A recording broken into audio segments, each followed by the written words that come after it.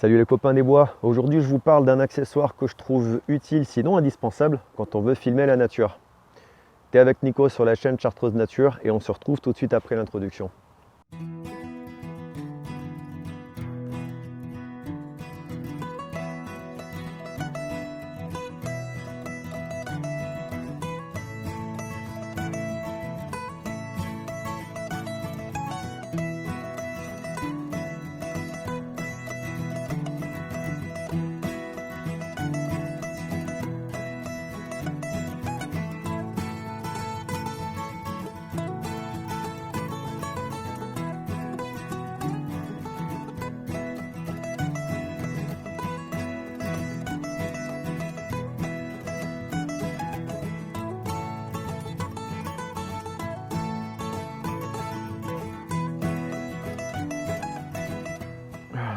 Qu'est-ce qu'il est bon ce café.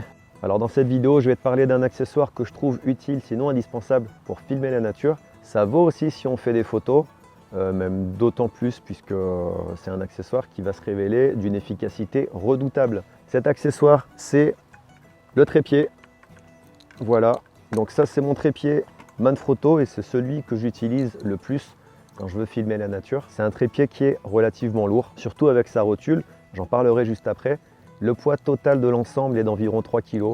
Je n'ai pas pesé précisément, mais on est quasiment à ce poids-là. C'est un trépied qui est très polyvalent.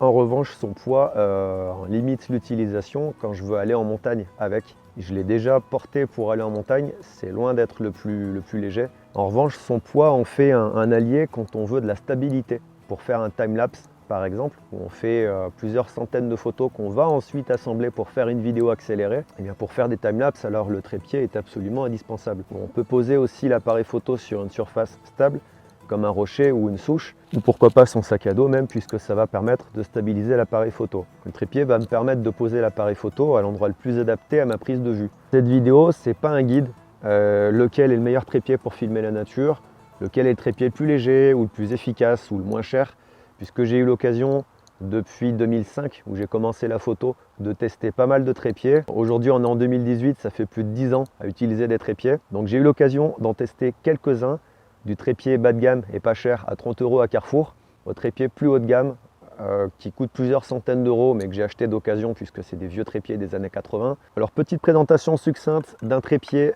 Un trépied, comme son nom l'indique, ça va avoir 3 pieds. Qui vont permettre de stabiliser vraiment l'appareil photo, quel que soit le terrain sur lequel on va poser le trépied. Dans cette vidéo, je vais éviter d'aborder les trépieds de professionnels à 800 € qu'on trouve chez Gizzo. Je ne vais pas non plus parler des trépieds à 400 € qu'on trouve chez Manfrotto. Je vais te parler d'un trépied que j'ai eu sur le Bon Coin pour un peu moins de 100 € et qui correspond tout à fait à mon utilisation quand je veux filmer la nature en forêt, que je peux aussi emporter en montagne. Par contre, il est vraiment trop lourd pour ça. Il faut que je lui trouve un remplaçant digne de ce nom pour la montagne. Donc un trépied qui va tourner aux alentours d'1,5 kg. Ça, c'est le trépied 32-21. Et la rotule 3D qui était équipée sur le trépied au moment où je l'ai acheté d'occasion, c'est la numéro 30-30. C'est vraiment un vieux trépied. Je pense qu'il doit dater des années 90. Un trépied qu'on pourrait classer dans les milieux de gamme, qui va avoir beaucoup de réglages différents, qui va permettre de poser l'appareil photo vraiment par terre, pour faire des vues au ras du sol, puisqu'on va avoir des réglages très pratiques en haut des pieds qui vont permettre de choisir vraiment l'angle des pieds.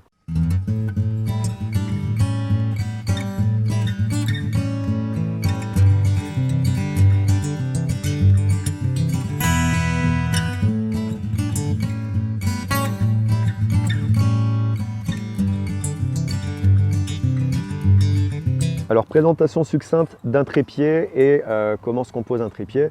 On va retrouver l'ensemble avec les 3 pieds, comme son nom l'indique, le trépied à 3 pieds.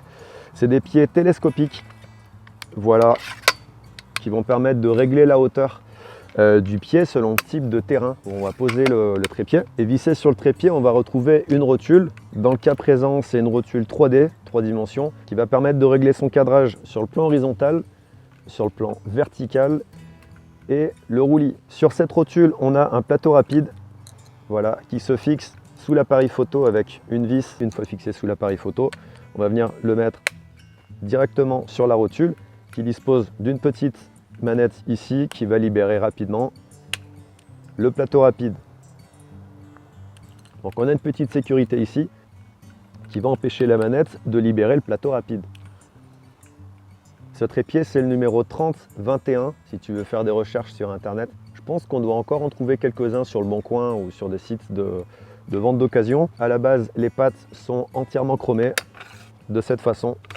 Moi, j'ai rajouté du duct tape de façon à le camoufler un petit peu pour observer la faune. C'est évidemment pas le meilleur camouflage et un duct tape couleur camouflage aurait été plus adapté. J'ai équipé un des 3 pieds avec du grip de raquette de tennis. Ça permet de transporter le trépied en hiver quand les pieds sont gelés, comme ça, parce qu'on ne porte pas toujours des gants quand on veut accéder rapidement au réglage au bouton de l'appareil photo. Sur ce trépied, on a la possibilité de mettre un mousqueton. Mousqueton, pourquoi? Parce que ça va permettre de stabiliser encore plus le trépied, comme ceci, en accrochant par exemple son sac photo. Sur ce trépied, évidemment, la rotule est amovible. Pour ce faire, je vais desserrer l'axe ici. Voilà, ensuite un petit bouton monté sur ressort et je peux retirer la rotule, ce qui va me permettre d'accrocher la rotule à la ceinture par exemple avec un mousqueton et de mettre le trépied sur le sac à dos pour passer en montagne un passage délicat, puisque pour escalader un passage dangereux en rocher, on va se servir des 2 pieds et des 2 mains, et pouvoir libérer les 2 mains, c'est une question vitale. Donc pour mettre la rotule, rien de plus simple, j'actionne ce petit bouton monté sur ressort ici, tac, je serre l'axe ici de façon à ce que ça bouge plus, qu'il n'y ait pas de vibration.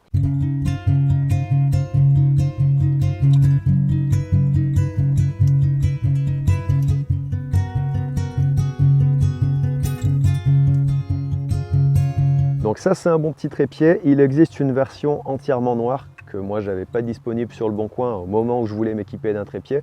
C'est le numéro 3021. Ça, c'est une rotule 3D, donc c'est aussi bien adapté à la photo qu'à la vidéo. Par contre, ce ne sera pas aussi adapté à la vidéo qu'une vraie rotule dédiée à la vidéo. Alors ce trépied, on n'est pas obligé de l'utiliser avec un réflexe. On peut aussi trouver un petit support à smartphone. Comme ça coûte 3-4 € sur internet. On en trouve sur Amazon, sur eBay, au supermarché du coin. À l'intérieur, on n'a plus qu'à mettre le smartphone.